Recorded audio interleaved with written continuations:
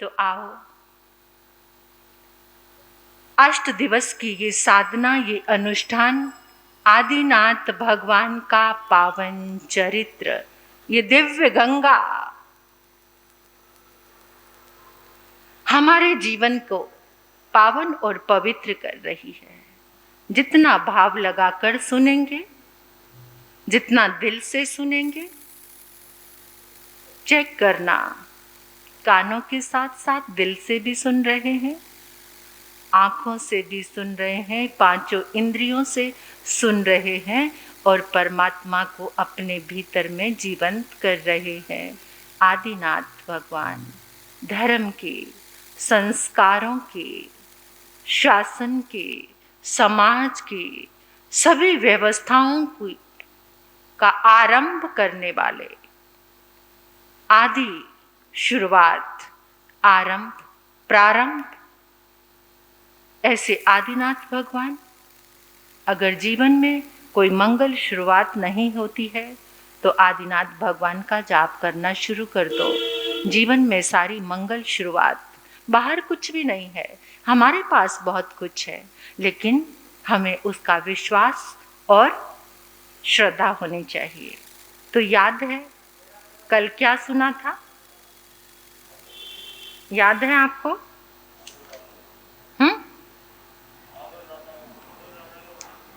महाबल राजा का चौथा भव।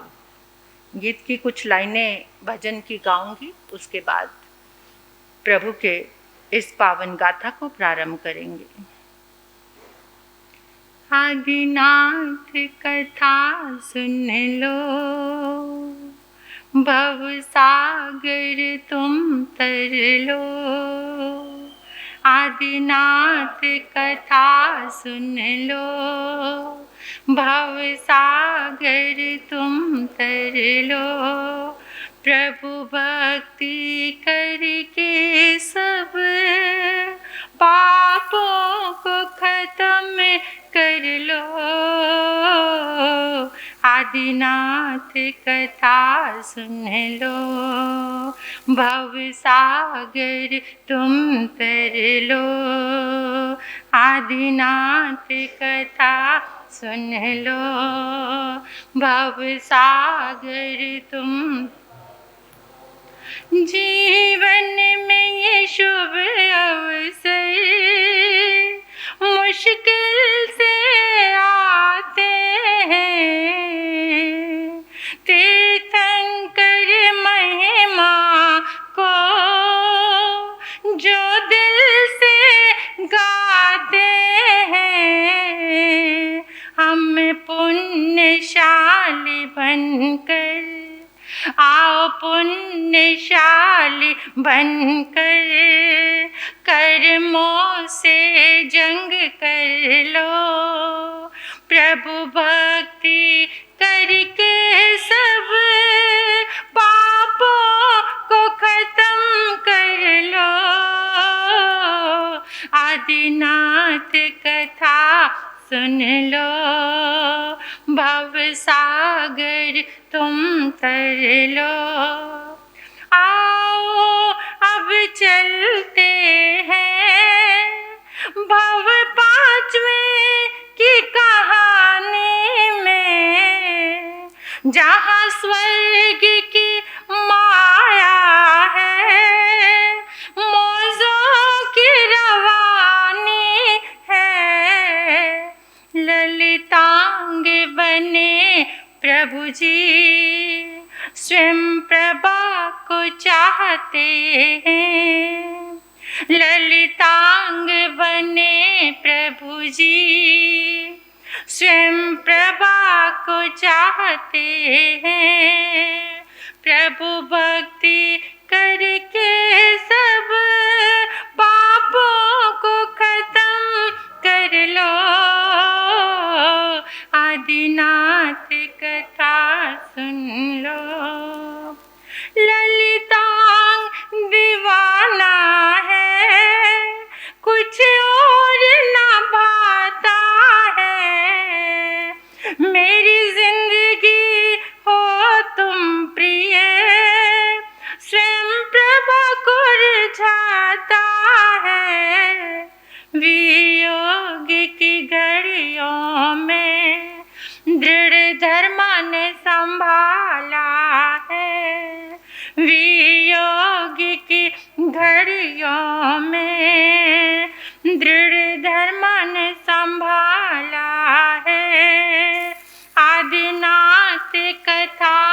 सुन लो, भव सागर आदिनाथ कथा सुन लो, भव सागर तुम। ये मोह बड़ा दुश्मन है, सब कुछ खा जाता है। ये मोह बड़ा दुश्मन है, सब कुछ खा जाता है।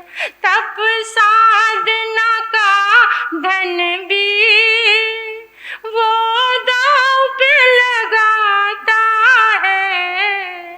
तप साधना का धन भी वो दांव पे लगाता है।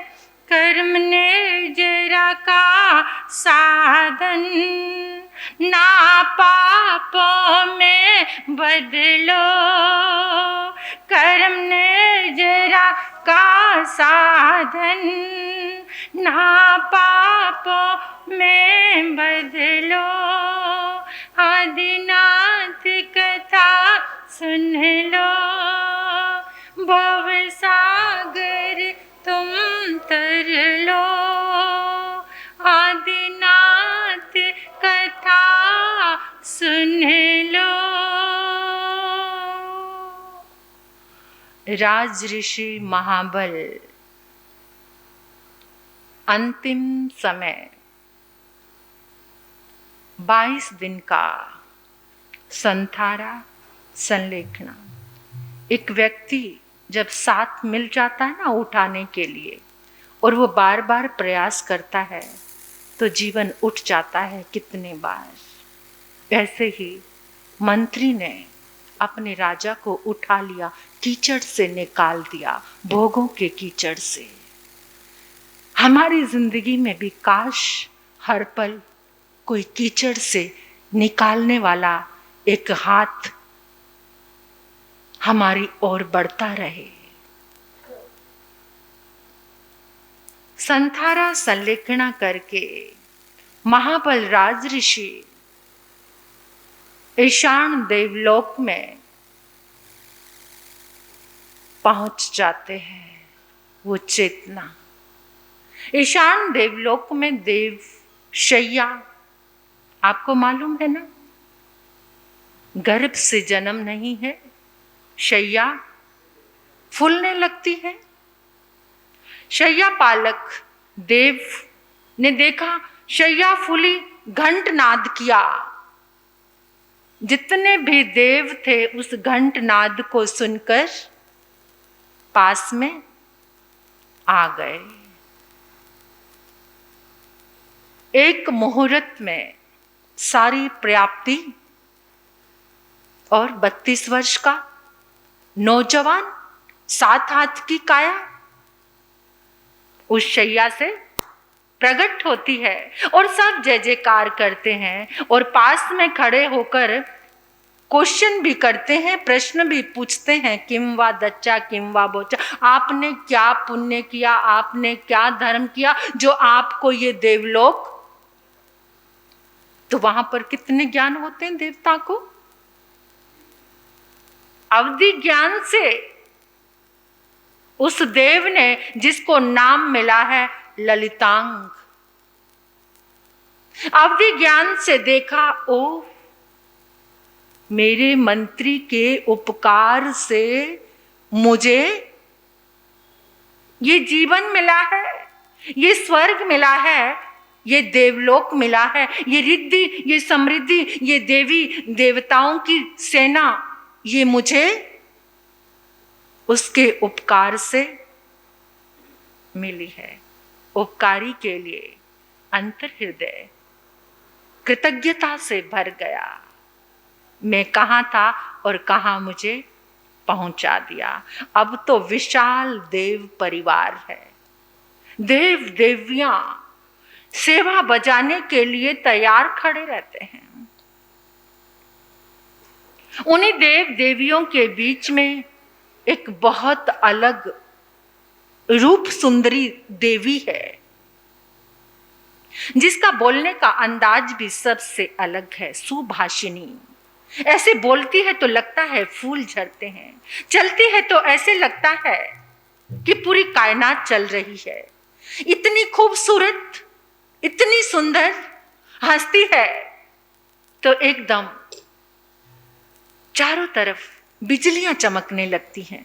इतना रूप सौंदर्य, रोज रोज ललितांग उसको देखता है और उसके ऊपर मन आकर्षित हो गया।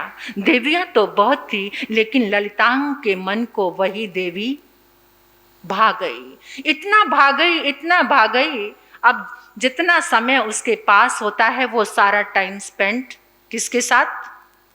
स्वयं प्रभा के साथ। ललितांग का जीवन देखिए, ये प्रभु की चेतना है, आदिनाथ भगवान की चेतना। ये 5वें भव की यात्रा है। उस देवी से इतना प्रेम हो जाता है कि अब कुछ नजर नहीं आता।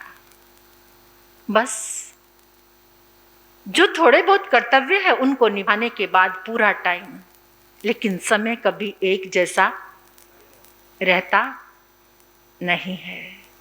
ये वक्त है, ये एक जैसा किसी का भी कोई इसे पकड़ना चाहे, ये तो हाथ में ली हुई उस रेत के समान है जो फिसलती ही चली जाती है, गिरती चली जाती है। पानी से भरी अंजलि कितनी देर तक रख पाओगे? एक एक बूंद टपक टपक कर अंजलि खाली हो जाएगी। बस ललितांग दीवाना हो गया स्वयं प्रभा का। हर पल स्वयं प्रभा और कुछ भी नहीं। लेकिन एक समय ऐसा आया कि अचानक स्वयं प्रभा का आयुष्य पूर्ण हो गया। जैसे ही स्वयं प्रभा का आयुष्य पूर्ण हुआ, उसने अपनी देवी देह को छोड़ा। उसके जाते ही ललितांग पागल सा हो गया, कोप भवन में चला गया, बाहर ही नहीं निकलता है। देव देवियां आते हैं, समझाते हैं, लेकिन आंखें ही नहीं खोलता। इतना वियोग। देखो, देवलोक की माया को देख लो और देवलोक की उस दुनिया को देख लो, जिसके लिए हम क्या सोचते हैं, कितना क्रेज रहता है ना देवता के लिए। यहाँ के जैसी वहां भी एक दुनिया है, यहाँ के जैसे नौकर चाकर वहां पर भी है, यहाँ के जैसी सब कुछ। बस वहां पर जो पॉकेट भरकर लेकर गए हैं ना मेले में, उसे खर्च करते जा रहे हैं और कुछ भी। अब इतनी याद, इतनी बेचैनी, इतनी व्याकुलता, स्वयं प्रभा नहीं तो कुछ भी नहीं। इतने में ही आंखें बंद करके लेटा रहता है, बाहर निकलता नहीं। देवी देवता आते हैं, मनोहार करते हैं, कुछ असर ही नहीं हो रहा, कोई बात अंदर जा ही नहीं रही। एक देव का आगमन होता है। उसने आते ही हाथ पकड़ा, आंखें खोली, मुझे पहचाना? स्वयं प्रभा के सिवा कोई पहचान नहीं आ रहा। बस स्वयं प्रभा चाहिए। स्वयं प्रभा आएगी तो किसी को पहचानूंगा, नहीं तो कोई पहचान में नहीं आ रहा है। पहचानो, मैं तुम्हारा वही स्वयं बुद्ध मंत्री हूं। तुम्हारे आयुष्य पूर्ण के बाद जब संथारा संलेखना की तुमने आराधना कर ली थी, उसके बाद मेरे जीवन में भी अवसर आया। मैं भी साधु बन गया था, तपश्चर्या का पालन किया। तपश्चर्या करते हुए, साधु जीवन के पर्याय का पालन करते हुए मैं भी यहाँ पर आकर देव बना हूं। मेरा नाम दृढ़ धर्मा है। अगर सच्चे ही मेरे मित्र हो, अगर मुझे संभालना ही चाहते हो, तो कैसे भी स्वयं प्रभा को लेकर आओ। स्वयं प्रभा के बिना मैं नहीं जी सकता, स्वयं प्रभा के बिना मैं कुछ भी नहीं कर सकता। हर पल बिल्कुल एक ऐसा जाप चल रहा, स्वयं प्रभा, स्वयं प्रभा। दृढ़धर्मा ने कहा है ऐसी दीवानगी अच्छी नहीं, और इतनी देवियां हैं, कोई देवी आंखों में जचती ही नहीं, सिर्फ स्वयं प्रभा ही चाहिए। फिर इसका इलाज क्या होगा? स्वयं प्रभा तो मर चुकी है, अब मरे हुए को कोई वापस कैसे लेकर आए? ये तो बिल्कुल इम्पॉसिबल। नहीं, कुछ तो होगा, कोई पॉसिबिलिटी तो होगी मुझे। अगर तुम सच्ची, जिस समय मुझे तुमने मंत्री के रूप में संभाला था, मैं क्या करूं? मैं बहुत कोशिश करता हूं संभलने की, लेकिन मुझसे नहीं संभला जाता, मुझे स्वयं प्रभा ही चाहिए। उसी समय दृढ़धर्मा देव ने उपयोग लगाया, उपयोग लगाकर देखा, धातकी खंड के विदेह क्षेत्र में एक गांव है नंदी ग्राम। उस नंदी ग्राम में एक दरिद्री ब्राह्मण, जिसके यहां 6 कन्याएं हैं, पाप उदय इतना है कि 2 समय का भोजन भी नहीं मिल पाता है। 6 कन्याओं के बाद उसने संकल्प कर लिया, अगर अब की बार घर में 7वीं कन्या हुई तो घर छोड़कर चला जाऊंगा, पत्नी और बेटी का मुख देखे बिना ही इस घर को छोड़कर चला जाऊंगा। उसी नागिल ब्राह्मण के, नागश्री ब्राह्मणी के यहां फिर से 7वीं कन्या का जन्म होता है,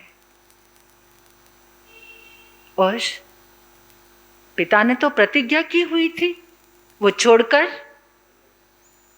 चल दिया, देखा भी नहीं। और पत्नी भी इतनी परेशान हो गई, इतनी लाचार हो गई, उसने बेटी का नाम भी कुछ नहीं रखा। 7वीं बेटी हो गई, कोई नाम नहीं रखा उसका, अनामिका, यही सब उसको बुलाने लगे।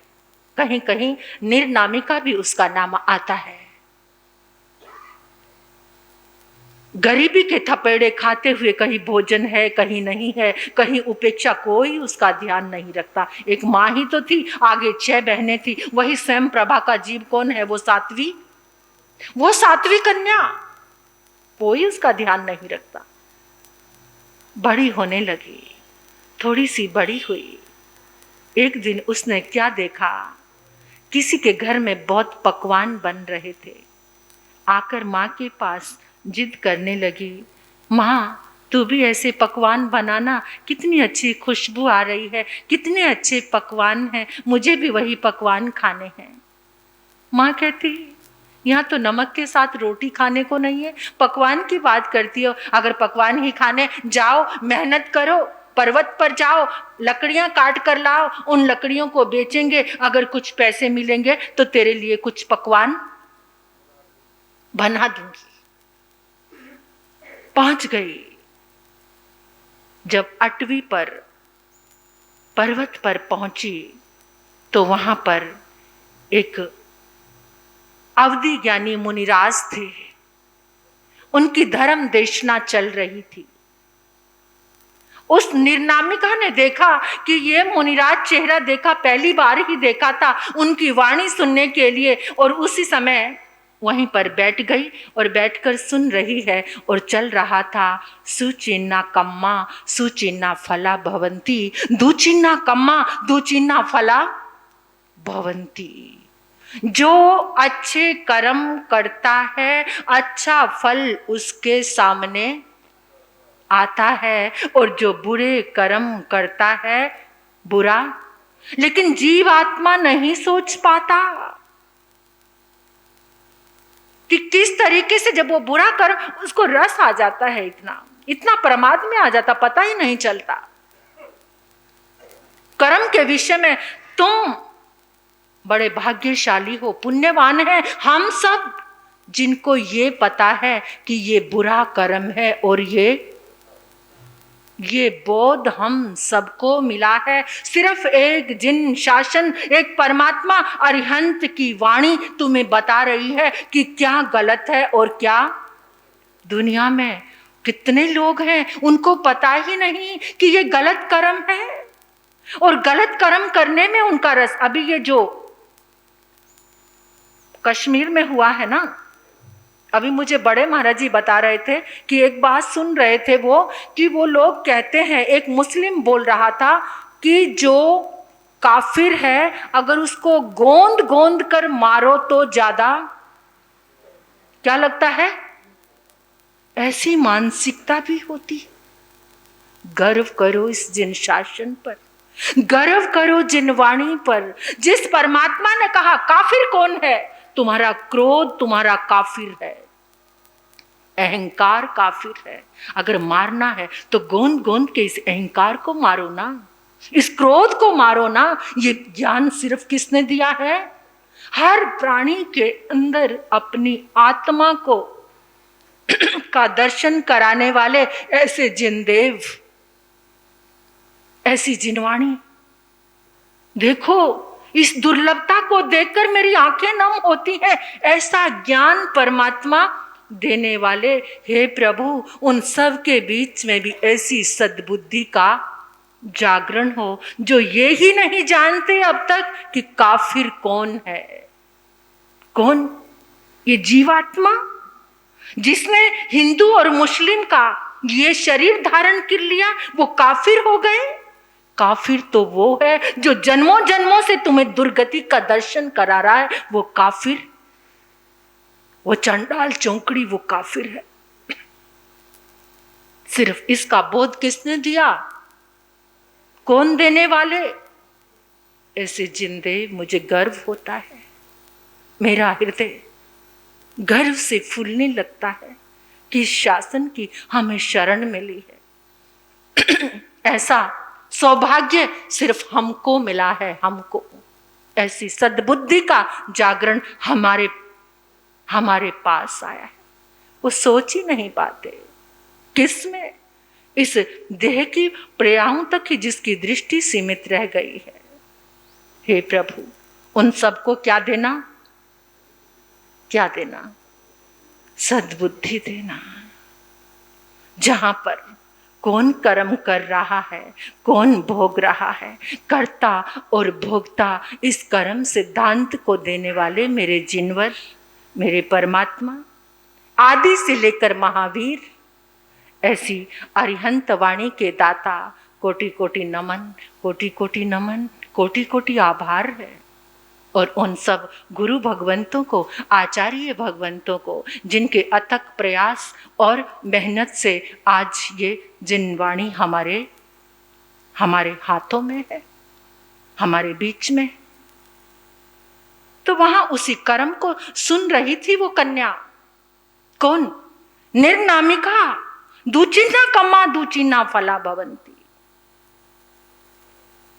जैसे दुष्कर्म, बुरे कर्म तुमने किए हैं तो उसका फल भी हमें भोगना या किसी और को।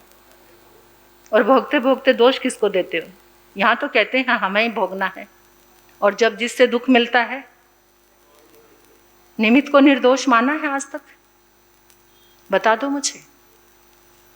जब तुम उस परिस्थिति से गुजरते हो, और मैं भी गुजरती हूं उस परिस्थिति से। कौन सी? जिसके द्वारा दर्द मिल रहा है, दुख मिल रहा है, उसको क्या कहते हो? छोड़ूंगा नहीं तुझे, बता दूंगा, टाइम आने दे जरा। या फिर कुछ ऐसी फरियाद करते हो कि हे प्रभु, इसने मुझे दुख दिया, इसका सर्वनाश हो जाए। क्या? अगर ऐसा करते हो तो यहां बात मत कर देना कर्म सिद्धांत की, कि मैं ही करता, मैं ही भोगता हूं, कोई दूसरा दर्द दुख देने वाला नहीं है। क्यों शब्दों में?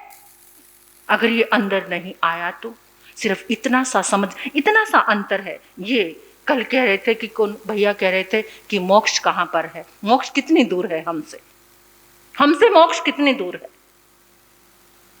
हमारी और मोक्ष की दूरी कितनी है? बोलो, कितनी दूरी है? जब तक तुम निमित्त को निर्दोष नहीं मानोगे, तब तक मोक्ष तक पहुंच ही नहीं सकते। परमात्मा की वाणी है, निमित्त सदैव निर्दोष है। 8 दिनों में सुनते हो गज सुकुमार को, सुनते हो ना? सिर पे आग रखने वाले को क्या कह रहे हैं? वो क्या दे रहे हैं? धन्यवाद, शुक्रिया। क्या मोक्ष की पगड़ी कितना आसान है, हम कह देते हैं, आप सुन लेते हैं, कितना आसान है। लेकिन जब चलते हैं ना हम, और किसी ने जलता सिगरेट वो रास्ते में, कई बार पहले होता था, आज तो नहीं, तो क्या लोगों को अकल ही नहीं है?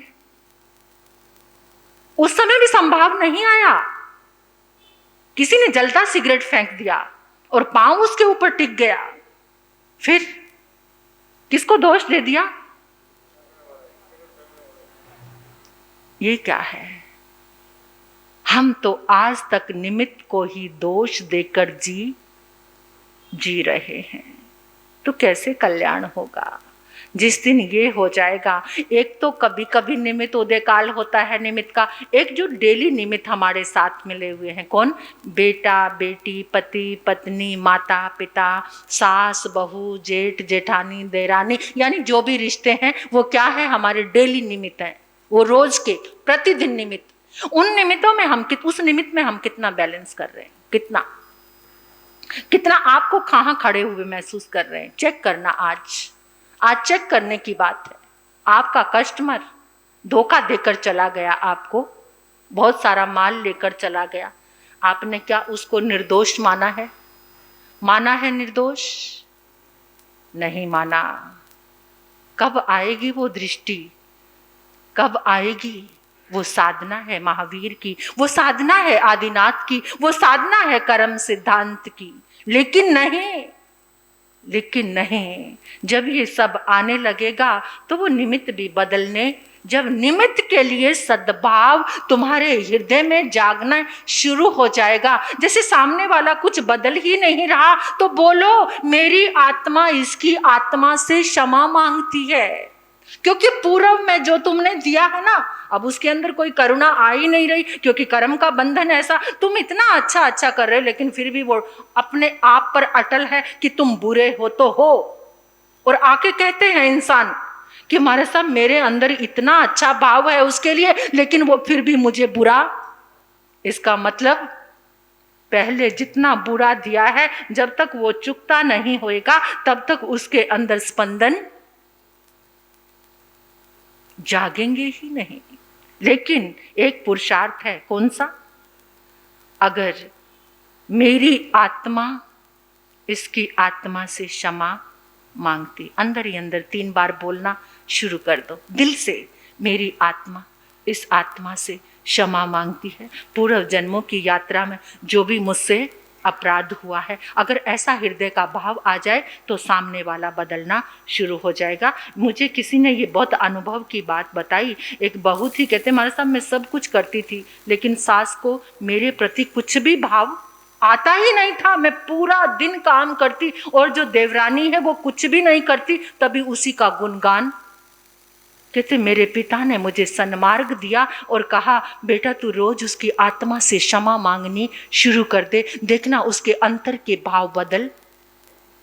उसने क्षमा मांगनी शुरू कर दी और आज वो सासू माँ उस अपनी बहू से पूछे बिना कुछ काम भी। क्षमा एक ऐसा शस्त्र है जो सारी दुश्मनी को काट देता है। निर्नामिका ने सुना, उसका तो मन ही नहीं किया उठने कि जो मुझे गरीबी मिली, क्योंकि इंसान जो सुनता है ना अपने अंदर ही आता है कि मैंने ऐसा क्या किया है। अब वो देख रही थी 2 समय का भोजन भी नहीं मिलता, सारी पब्लिक तो उठ कर चली गई, वो हाथ जोड़कर वहीं पर बैठी है और कह रही है मैंने ऐसा कौन सा पाप किया। गुरुदेव कहने लगे पूर्व जन्मों के पापों की श्रृंखला है, बहुत लंबी है, जन्मों जन्मों के पापों की है। इसके लिए क्या करूं? अपने अंदर से एक आवाज को सुनो, क्या करना चाहती हो, तो फिर अपने समान ही मुझे क्या कर दो, बना दो। इतनी भावना भाई, गुरुदेव ने सारे दृश्य दिखाए, क्या मनुष्य गति क्या है, त्रियंच गति क्या है, देव क्या है और नारकी क्या है, ये सब कुछ ज्ञान उसको बताया और वो हाथ जोड़कर वहीं पर क्या बन जाती है, साध्वी बन जाती है। कहीं पर श्राविका का वर्णन आता है और कहीं पर साध्वी का वर्णन आता है, वो बन जाती है।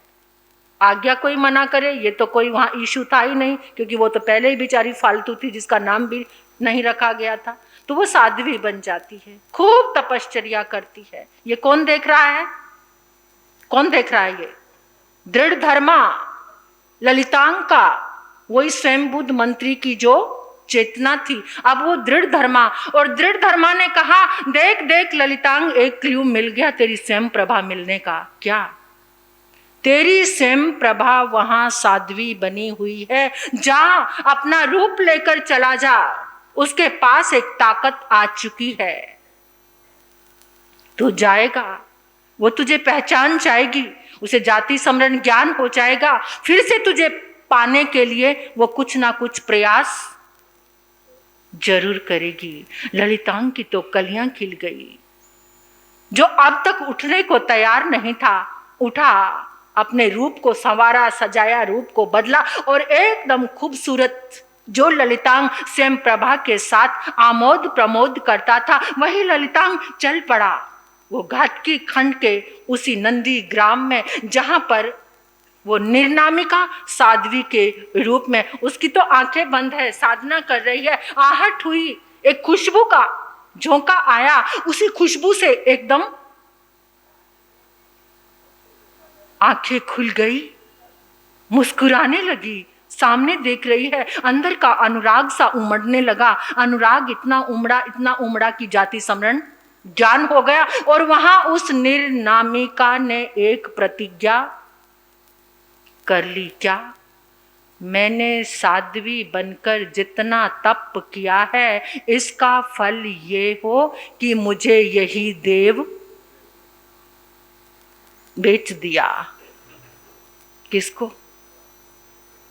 जैसे विश्वभूति ने बेचा था। भगवान महावीर की चेतना विश्वभूति ने मांस खमन के बड़े बड़े तपों की श्रृंखला को बेच दिया था, एक बदला लेने के लिए। वहां किसी को मिटाने का भाव था और यहां किसी को पाने का भाव है। भावना में सिर्फ इतना ही अंतर है। यहां किसी के साथ अनुराग का भाव है और वहां किसी के साथ द्वेष का। विशाख नंदी को बर्बाद करने के भाव से विश्वभूति ने अपना सारा तप, सुना है ना भगवान महावीर का भाव, बेच दिया था। इसे जिन शासन का अगर सबसे बड़ा कोई कांटा है तो वो कौन सा है? ये तिन्हं सल्लेणं माया सल्लेणं नियाण सल्लेणं। क्या? निदान। तपस्या से कोई कांटे खरीद ले, चाहे वो किसी को पाने की चाहत है, चाहे किसी को मिटाने की चाहत है, दर्द तो दोनों में ही है, भावों की श्रृंखला तो दोनों में ही है। विवेक तो दोनों में ही खत्म हो रहा है, भाव तो दोनों में ही बढ़ रहे हैं। मांग लिया निर्नामिका ने, ललितांग को मांग लिया। और देखो, कभी देव को भी इतना एकाग्र प्रेम करते आपने सुना नहीं होगा। तू नहीं तो और सही, और नहीं तो यहाँ तो धरती के लोग ही ऐसा कर रहे हैं। वो तो देवता था, देवलोक में तो इतनी सारी देवियां थी, किसी पे भी मन आ जाता, किसी को भी अपना लेता, लेकिन नहीं, वहां भी। अब देखना, उसका देह औदारिक शरीर का आयुष्य पूर्ण हुआ और वही निर्नामिका साध्वी, उसका जीव वापस फिर पुनः स्वयं प्रभा, फिर से स्वयं प्रभा बन गई। ललितांग की पुनः देवी बन गई। लेकिन कब तक? उसका अंत तो होना ही है ना। सिर्फ एक ही यात्रा है जहां तुम बिछुड़ नहीं सकते, वो सिद्ध चेतना के साथ जब कोई सिद्ध मिलता है, बस वहीं पर एक वियोग नहीं है, बाकी तो सब जगह ये वियोग चलता ही रहेगा। अब वो देवलोक के फिर से उसी सुखों की माया में, उसी भोगों में, उसी आकर्षण में दोनों डूबे हुए हैं। डूबते डूबते कब समय बीत रहा है पता नहीं चल रहा, लेकिन अंत तो है ही ना, अंत तो है ही, हर चीज का अंत तो है। इन चारों गतियों में जहां भी मर्जी चले जाओ, अंत तो है ही। फिर अंत हुआ, फिर अंत हो गया। ललितांग का आयुष्य पूर्ण हो गया, स्वयं प्रभा का आयुष्य पूर्ण हो गया। अब वो चेतना कौन सी यात्रा पे निकलेगी, कहाँ जाएंगे, कैसे? लेकिन यहाँ से आदिनाथ के इन भावों को आप देखते देखते आपको एक ताकत जरूर मिलेगी कि रिश्ते अगर प्रेम से भरे हैं तो वो रिश्ते कल्याण के रूप में बदल जाते हैं। क्योंकि इतने जो रिश्तों की ये जो यात्रा चल रही है ना, ये सारे रिश्तों को वो सिद्ध करके ही छोड़ेंगे। आदिनाथ भगवान की चेतना, जितने रिश्ते साथ में चल रहे हैं सारे के सारे रिश्ते सिद्ध हुए हैं। तो ऐसी किसी चेतना से अपना एक रिश्ता जोड़ लो। जन्म तो, क्योंकि रिश्ता जब प्रेम से जुड़ता है तो वहां फूल खिलते हैं, और रिश्ता जब दुश्मनी से जुड़ता है तो वहां कांटों की यात्रा पूर्ण करनी पड़ती है, सहनी पड़ती है। जब चलना ही है तो क्यों ना फूलों के मार्ग को चुने, क्योंकि चलना तो है ही, चलना तो पड़ेगा ही। क्यों ना राजमार्ग चुने, अटवी, खाई, कंटीली झाड़ियों वाला ऐसा रास्ता नहीं, प्रेम का रास्ता, प्यार का रास्ता, सौहार्द का रास्ता, सद्भावों का रास्ता, किसी के साथ कल्याण की भावना से जुड़कर, स्वार्थों से ऊपर उठकर एक ऐसा सुंदर जीवन के कल्याण का रास्ता। ऐसे रास्ते से हम जुड़ेंगे तो हमारे जीवन का और दूसरे के जीवन का भी। तो ये ललितांग का भाव हमें एक उलझन को सुलझाने वाला है कि रिश्ता जब भी जोड़ना, प्रेम का जोड़ना, और कभी भी जीवन में कुछ भी करो निदान नहीं करना, मांगना नहीं। भगवान महावीर का धर्म मांगना नहीं सिखाता, बल्कि देना। ये कौन सा धर्म है? देना। इसमें सिर्फ देना है, याचना नहीं, मांगना नहीं, सिर्फ देना। क्या देना? जो भी अपने पास अच्छा है, सद्गुण है, धर्म है, ताकत है। अगर शरीर में ताकत है तो सेवा दो, अगर धन है तो दान दो। दो जो देता ही रहता है वो कौन बन जाता है? दाता बन जाता है। और जो दाता होता है, दाता कौन होता है? हम किसको दाता कहते हैं? भगवान को।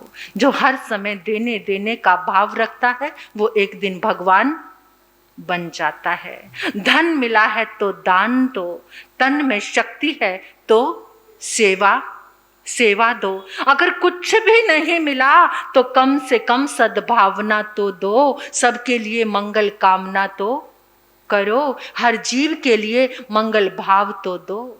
ये हमारे पास है।